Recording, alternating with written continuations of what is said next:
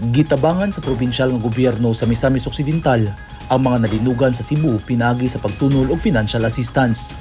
4.3 million pesos ang gihatag alang sa Cebu Province ug sa 5 ka mga local government units. 2 million pesos alang sa Cebu Province, 1 million pesos alang sa Bugo City, 400,000 pesos alang sa Midilien ug tag 300,000 pesos ang San Remigio, Danbantayan ug Tabugon.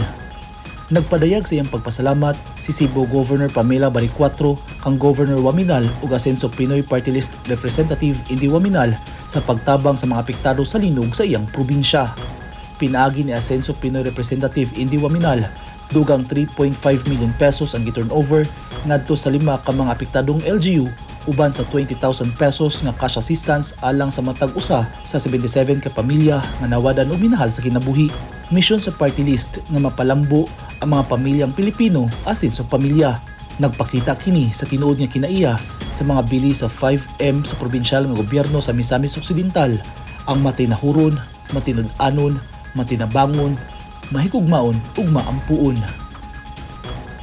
Eugene Hinutan, Newsline Philippines. Stay safe.